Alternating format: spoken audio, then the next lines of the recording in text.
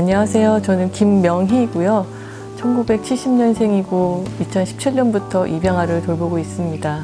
애기 기저귀도 못 버리고 그냥 이렇게 싸놓고 있고, 또 그 애기가 코피가 나서 이렇게 창문에 이렇게 딱 거놓고 간 코피 자국인데 그거를 이사 갈 때까지 안 지웠어요. 엄마 아빠니까 엄마라고 해도 된다고 해서 맨 처음에 좀 되게 양심에 찔려하면서 엄마 했어요. 네. 엄마들한테 하고 싶은 말인데요. 너무 이쁜 애기들을. 네, 안녕하세요. 문학 팔레트 김석희입니다. 많은 문학 작품들이 가족들을 주제로 합니다. 네, 그 가족이라는 것도 어쩌면 하나의 이데올로기에 불과할지 모르지만 태어나자마자 가족을 떠나야 하는 아이들이 있죠. 예, 오늘의 문학 팔레트는 그 가족의 바깥, 그리고 문학의 바깥에서 입양아들을 돌보시는 분을 모셔보았습니다.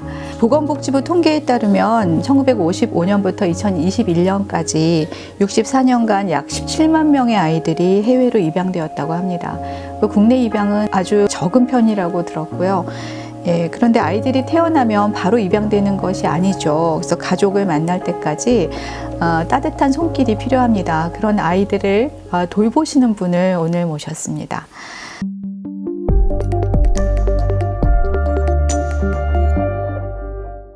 안녕하세요, 선생님. 안녕하세요. 저는 김명희이고요. 1970년생이고 2017년부터 입양아를 돌보고 있습니다. 네, 정말 쉽지 않은 일을 하고 계신데요. 어떻게 이 일을, 위탁모 일을 하게 되셨는지 좀 궁금합니다. 먼저 그 얘기를 좀 여쭤볼까요? 입양에 대해서 결혼하기 전부터 좀 관심이 있었는데, 실제로 저희가 입양을 하지는 못했고, 그러다가 저희가 일본에 있을 때 일본에 계신 이제 저희 앞집에 가게를 하시는 할머니가 보란티어 볼런티어 봉사를 보란티어라고 하죠, 일본 사람들은. 자원봉사를 하시는데 매일매일 이제 버스에서 내리는 장애아를 집까지 이제 데려다주는 그런 일을 계속 하고 계시더라고요. 그래서 저는 그게 좀 이런 봉사가 누구나 할 수 있는 일이 있구나라는 생각이 되게 충격이었고, 그래서 한국에 돌아와서 그런 이제 좀 잊어버리고 있다가, 저희가 자녀가 둘인데 아들이 고등학교 1학년 때 외국을 나가면서 딸이 한만밖에 안 남으니까 시간이 남더라고요. 그래서 무슨 일을 할까 하다가 사회에 좀 도움이 되고 나도 좀 보람된 일을 찾아서 시작을 하게 됐습니다. 그러셨군요. 보통 애들이 다 크고 나면 이제부터 난 좀 자유롭고 싶다 이러는 게 보통일 것 같은데, 아이를 다시 정말 처음부터 기저귀 채우고 막 우유 먹이고 이런 거부터 다시 하는 일이 굉장히 쉽지 않을 것 같거든요. 그래서 또 가족들도 좀 불편하실 것 같고, 남편분이라든지. 그래서 좀 어떠셨어요? 처음에 시작할 때는 이제 남편한테 그래도 집에 가족이 이제 늘은 거니까 남편한테 나 이런 일을 하고 싶은데 어떻게 생각하니까 해봐 라고 쉽게 얘기했고, 문제는 딸이 맨 처음에 좀 반대를 했었어요. 그러니까 이제 자기 혼자서 독차지할 사랑을 누군가 나눠야 된다고 생각해서 좀 그랬는데, 그래도 엄마가 이제 꼭 해보고 싶다. 그러니까 어떻게 될지 모르지만 이제 한번 해보고 만약에 더 정 힘들면은 그 다음에 이제 두 번째부터는 안 할게라고 해가지고 데려오게 됐습니다. 따님은 어떠셨어요? 그 첫 아이 데려왔을 때? 첫 아이 때는 자기는 나는 애기 안 안아줄 거야 막 이제 중학교 1학년이었거든요. 그랬는데 친구들도 집에 데려오고 나중에는 온 김에 얘기도 하고 자랑도 하고 그러더라고요. 예뻤나 봐요. 네, 둘째부터는 너무 이뻐했어요. 사실은 아이를 돌보는 거는 아이한테도 굉장히 소중하지만 돌보는 사람한테도 굉장히 소중한 경험이 될 수 있잖아요. 그러니까 어린 나이에 그 아기를 이렇게 돌보는 경험을 한 것도 아이한테, 따님한테 되게 좋은 경험이 됐을 것 같아요. 네, 친구들도 애기들 처음 봤다고 오기도 하고 그랬어요. 네네. 그 조혜진 소설가의 단순한 진심이라는 작품이 있는데, 여기 보면 그 한때 돌보던 아이를 그 입양을 보내고 나서 굉장히 그리워하는 여성이 등장해요. 굉장히 정성 들여서 보살피시잖아요. 아기를 정말 갓 태어난 아기를 이렇게 품에 안아서 얘네가 이제 자라서 어느 정도 말을 할 수도 있고 아니면 좀 움직일 수도 있고 엄마를 알아보고 이런 상태에서 엄마 부르다가 떠나가잖아요. 네. 굉장히 슬프실 것 같은 느낌이 드는데 좀 어떠실까요? 처음에 갈 때는 첫째 애를 볼 때는 진짜 너무 힘들었어요. 둘째도 힘들고 셋째도 힘든데 그래서 너무 힘들고 집안에 그러니까 불도 켜지 않게 되고 막 너무 암울한 그런 게 있었고 애기 기저귀도 못 버리고 그냥 이렇게 싸놓고 있고 또 그 애기가 코피가 나서 이렇게 창문에 이렇게 딱 거놓고 간 코피 자국인데 그거를 이사 갈 때까지 안 지웠어요.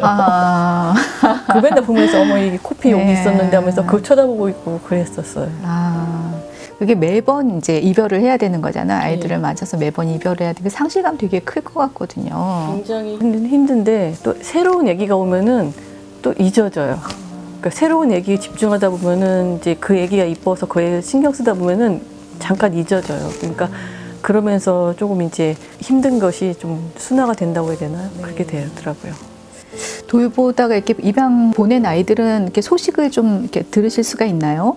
예, 가서 한 3개월 이내에 이제 잘 도착했다고 사진이랑 이렇게 오고요.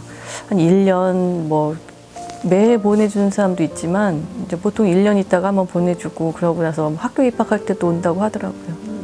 되게 아주 오래전에 벌써 뭐 한 20년 됐는데 제가 유학했던 시절에 그 만난 벨기에 친구가 있었어요. 이 친구는 그냥 이렇게 육안으로 보기에는 한국인처럼 생겼어요. 근데 한국어를 못하고 뭐 굉장히 우수한 학생이었어요. 영어도 잘하고 뭐 불어도 잘하고 게다가 뮤지션이어서 뭐 악기도 잘 다루고 굉장히 멋있는 친구였는데 이제 남학생이었고 나이는 저보다 한 10살쯤 어렸던 것 같아요. 근데 이 친구가 이제 유학 마치고 제가 돌아온 지 한 1년 있다가였나?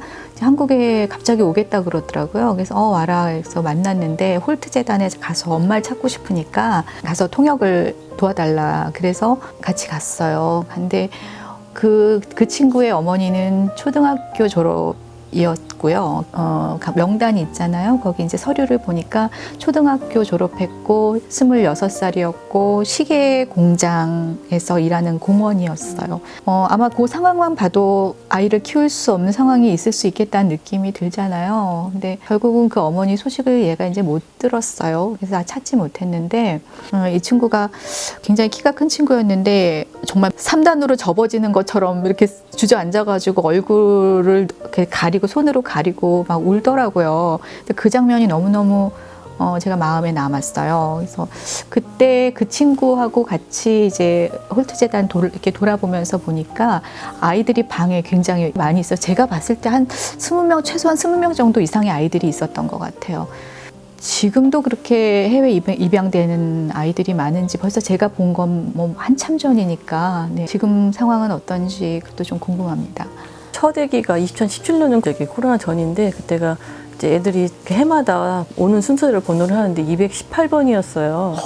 이제 그런데 코로나 시작하고 나서 그 다음 해부터 아기들이 거의 뭐 없다고 하다시피 줄었어요.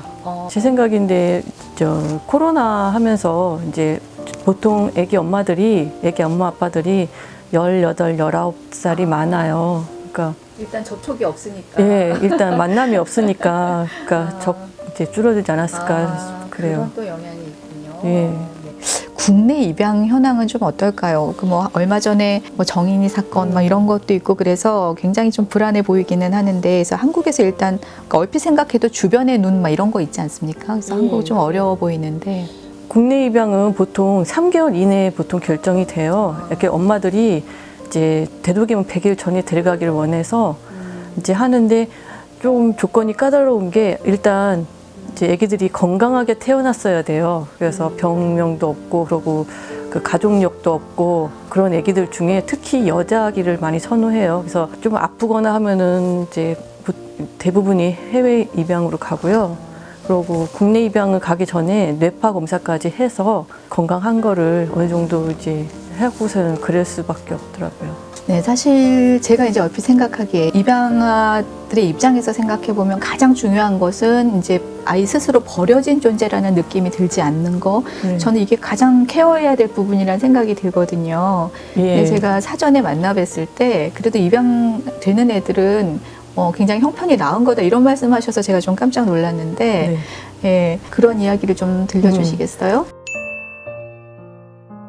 저도 예. 처음에는 그 베이비박스에 오는 아기들이 오는 줄 알았어요. 그래서 그래서 이렇게 많구나 했는데 그게 아니라 엄마가 출생신고도 하고 친권 포기 각서도 쓰고 네. 그렇게 할 수 있는 애기만 오는 거라서 그러니까 나중에 법원에서 판결까지 받아야 되기 때문에 그런 이제 주민등록번호가 있어야 돼요. 그래서 이제 여기 오는 애들은 진짜로 이제 엄마가 이제 낳고 그러니까 아기를 본인이 할 수 있는 한 최대한 책임을 져준 애기라고 해야 되나? 그러니까 굉장히 귀한 애기들이죠.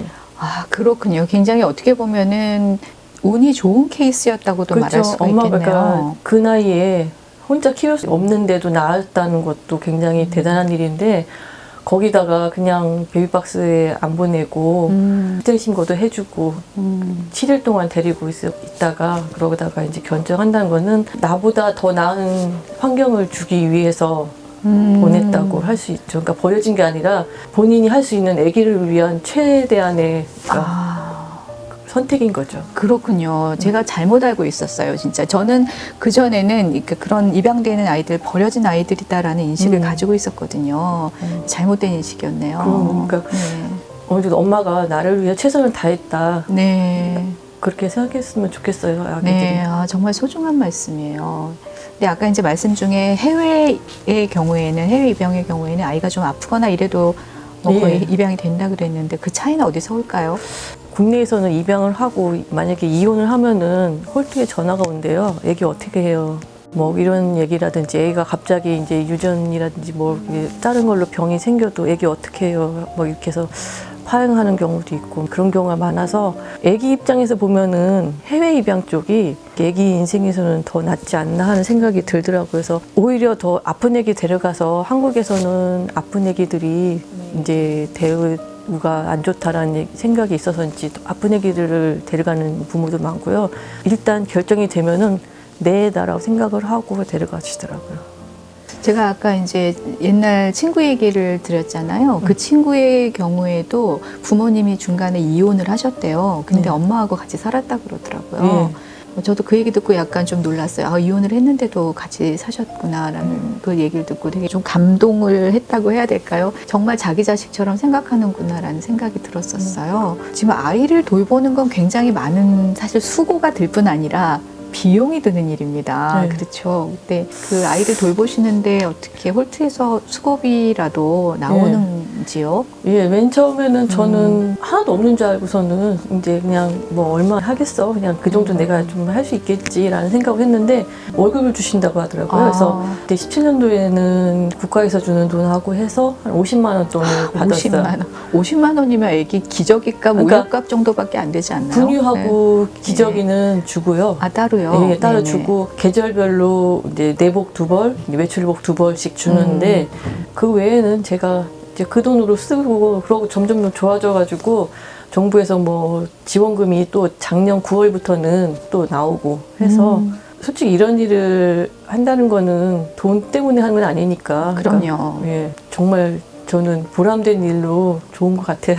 사실 저는 위탁모라는 이름이 어쩐지 약간 거부감이 있거든요. 네. 제가 그냥 느낌이 그런 건지 실제로 이 단어에 문제가 있는 건지 제가 아직 판단이 안 서는데 그거 어떻게 생각하세요? 저는 맨 처음에 네. 애기 왔을 때 고민했던 게 얘가 나를 뭐라고 부르라고 해야 되나. 그러니까. 할머니라고 하기엔 좀 적고 네. 엄마라고 하기에는 너무 양심에 좀 그렇고 그래서 이모라고 해야 되나 막 고민을 했어요. 그래서 네. 남편하고 같이 고민하다가 우리 뭐라고 불러 이제 말을 할 때가 돼가니까 그때 남편이 오은영 박사님한테 마침 전화를 하시고 주변에 위탁모 분한테도 네. 물어보고 해서 엄마라고 하라고 그러니까 키워주시는 분은 엄마다. 그리고 맨 처음 배우는 말이 엄마 아빠니까 엄마라고 해도 된다고 해서 맨 처음에 좀 되게 양심에 찔려하면서 엄마 했어요. 네.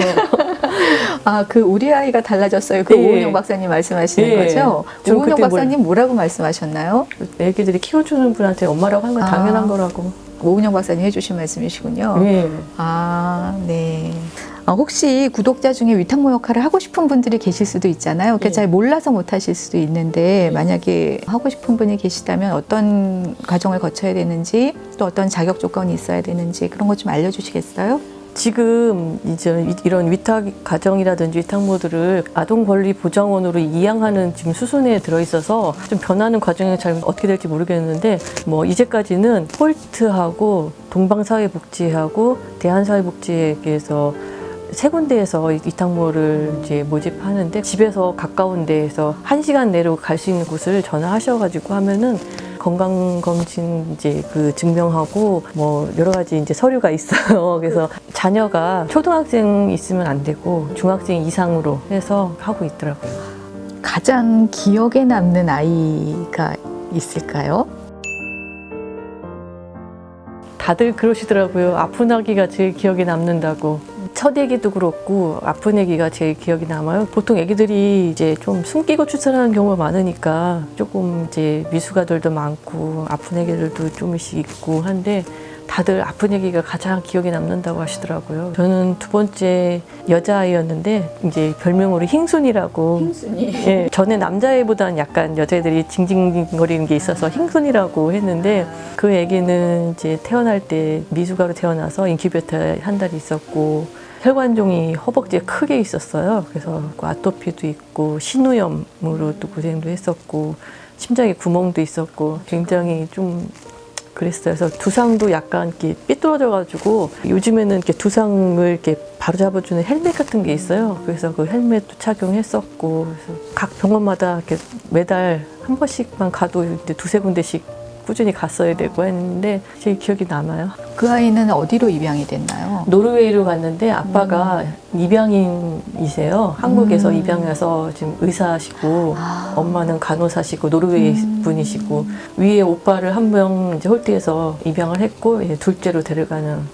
그 가족은 그럼 어머니 빼놓고는 전원이 입양된 거네요. 그렇죠. 그러면. 엄마가 간호사시니까 일단 안심이 됐는데 아빠는 한국 분이시고 맨 처음에 표정이 없으시고 그래서 좀 그랬는데 이렇게 영상 찍어서 올려 보면은 그 아들하고 관계가 너무 좋아요. 그러니까 굉장히 천천히 설명도 잘 해주시고 일단 아기가 갈 때 약이 한 달치를 받아와서 줬는데 일단 딱 앉으시더니 약부터 성분부터 이렇게 딱 적으시더라고요. 그래서 그 체크하고 바르는 약, 먹는 약 이런 거 아주 굉장히 꼼꼼하게 해서 아 얘는 가서 건강 쪽으로는 문제 없겠구나 안심되셨겠네요. 네. 네, 앞으로의 계획 같은 거 있으실까요? 이 위탁모일을 언제까지나 하시긴 되게 어려울 텐데. 위탁모가 65세가 정년인데 원래 계획은 시작할 때는 60세까지만 하고 이제 그 다음에는 여행을 다니까 했었어요. 그래서 근데 지금 하다 보니까 자꾸 새로운 것도 알게 되고 생각이 많아져서 사회복지사 자격증 준비도 하고 있고 해서 그룹홈 같은 것도 해보고 싶고 좀 여러 가지 생각 중이에요. 그룹홈이라는 건 어떤 건가요? 그러니까 우리가 보통 아는 고아원 이런 시설 말고요. 가정식 위탁이라고 해야 되나요?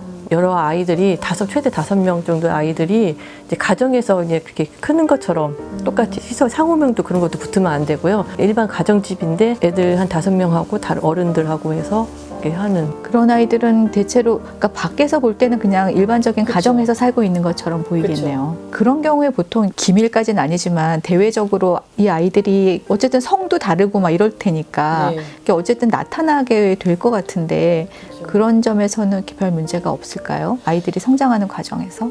시설보다는 가정에서 애들이 커야 된다고 생각을 해서 작은 가정을 만들면은 좀 낫지 않을까라는 생각에서 하는 거라서. 지금 얼마나 하셨죠? 5년 좀 5년째, 예, 5년째 하고 계시고 사실은 뭐 더 오래 하시는 분들도 계실 것 같기는 한데 그렇게 하시고 또 거기서 그치지 않고 그룹홈까지 계획하고 계시네요. 사실 아이들이 인류의 미래인데 어디선가는 자식이 없고 어디선가는 뭐 부모가 없고 그러니까 이들을 매칭하는 일이 인류 전반으로 봤을 때 중요한 일이라는 생각도 들고요. 그런 의미에서 정말 소중한 일을 하고 계신다는 생각이 들고 감사한 마음이 듭니다. 아니죠. 입양하신 분이 더 대단하시라고 생각해요. 저는 좀 항상 고맙죠. 그거는 뭐 진짜 말할 것도 없고요. 예. 근데 그렇지만 어쨌든 입양할 때까지 모든 아이들이 입양할 수는 없으니까 입양할 때까지 돌보는 손길, 네, 굉장히 소중하다는 생각이 듭니다. 네, 오늘 찾아와 주시고 또 이렇게 인터뷰에 응해 주셔서 감사합니다. 끝으로 저희 문학 팔레트에 남기고 싶은 말씀이나 아니면 사실 문학 팔레트보다 이제 사회 전반에 하시고 싶은 말씀이 좀 있을 것 같아요. 당부하시고 싶은 말씀이 있을 것 같은데 우리 사회를 향해서 하시고 싶은 말씀 들으면서 오늘 시간 마치도록 하겠습니다. 다른 사람들보다도 먼저 이제 저희가 키웠던 맨 처음에 이제 토실이, 흰순이, 그 다음에가 깔끔이 이렇게 셋인데요. 그 엄마들이 진짜 헷갈리 갑자기 엄마들한테 하고 싶은 말인데요. 너무 이쁜 애기들을 제가 애기들을 최선을 다해서 이쁘게 키워서 좋은 양부모님한테 보냈으니까 그 엄마들도 마음 놓고 본인의 인생을 행복하게 살았으면 좋겠고, 그러니까 내가 못 키워서 버리지 마시고, 내가 못 키워도 사회가 이렇게 충분히 키워줄 수 있는 사회로 거듭나고 있으니까 엄마들이, 모든 사람들이 그런 애기들이나 엄마들한테 좀 격려를 해줬으면 좋겠어요. 그래서 미혼모들한테도 더 박수를 많이 보내주시고, 우리 같은 사람 말고 일반 사람들이 더 노력을 해야 된다고 생각을 하거든요. 그래서 앞으로 저 같은 사람 말고 그냥 모두 같이 키우는 그런 사회가 됐으면 좋겠어요. 아, 감사합니다. 네. 지금 말씀을 듣고 있노라니 사실은 가장 바뀌어야 되는 건 인식인 것 같은 네. 생각이 듭니다. 오늘 소중한 말씀 감사합니다. 네. 네, 오늘 여기서 마치도록 하겠습니다. 감사합니다.